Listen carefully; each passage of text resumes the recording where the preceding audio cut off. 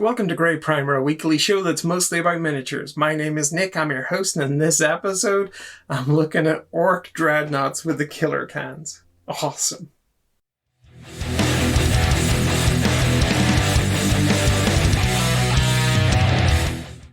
If you've seen any of my other videos about walkers in 40K, you'll know that Dreadnoughts are my favorite miniature of all time.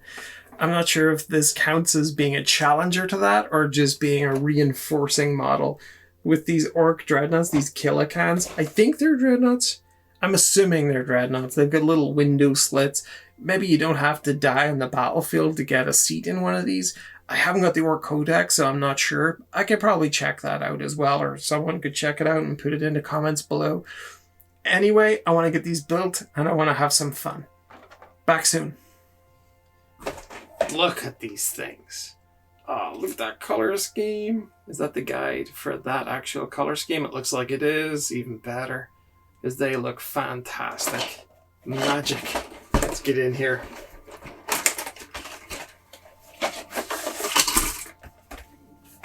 Okay. Look how beautiful this is. Just held together with the belief that it will stay together, rather than any engineering grace or skill. How amazing are the Orks? What a fantastic, fantastic race. And the madness continues. Ah, the jaws on this thing. Ah, man. I should collect more Orks. I really should. These things are fantastic. A little hatch to look out as well. And a black and white version of the cover art. And a black and white instruction manual. So no numbers on these to tell you where to put things.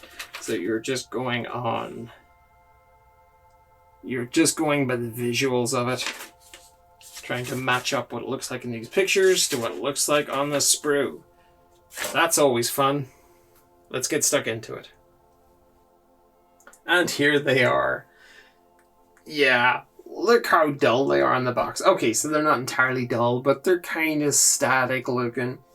And I didn't want to do that with these. I wanted to see how far I could push this, how much I could make them look like they were having fun out there while they're smashing up Eldar or humans or whatever they're doing.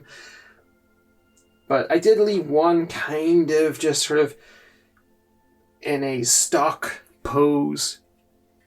Because I figured they would. At times they'd still be standing like this. But I tried to make him look as sort of toothy and as interesting as possible. And look at the face on this thing. And look at this incredible weapon here. With the sort of the chainsaw surfaces. And then you've got all this incredible sort of engineering at the back. And you know this is just going to be belching out black smoke here.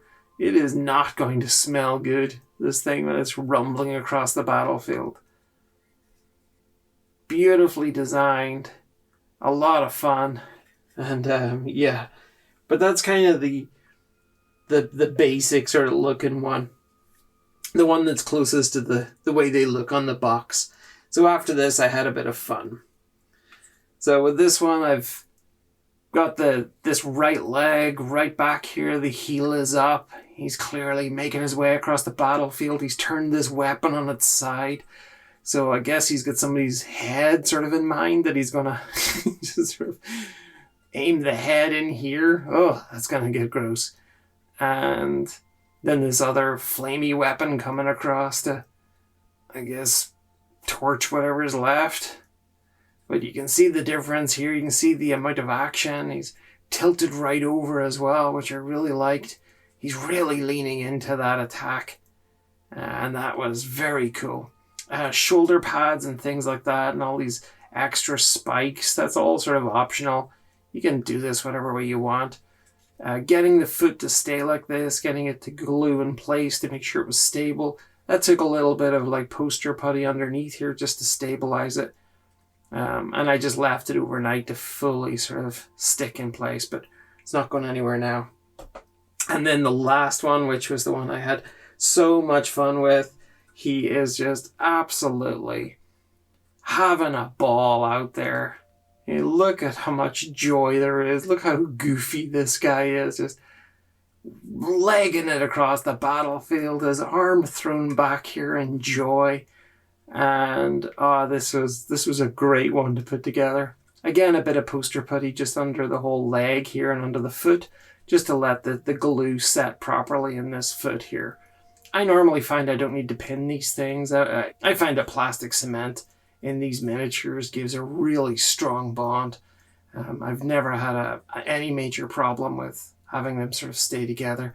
And you can see the way I'm sort of moving this around, like it's not shaking or anything. It's solidly on there.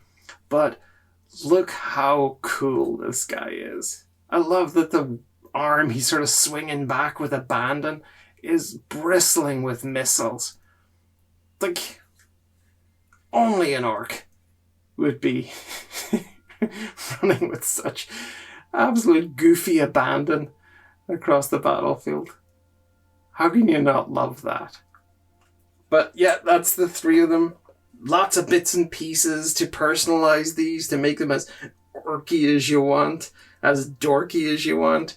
And it was great that I was able to sort of play around with the posture, the legs, the angle of the weapons and things, the weapon arms, and very much put me in mind of the Death Dread that I did when I was doing the Start Collecting kit for the Orks a few videos back. I'll put a link in the show notes below.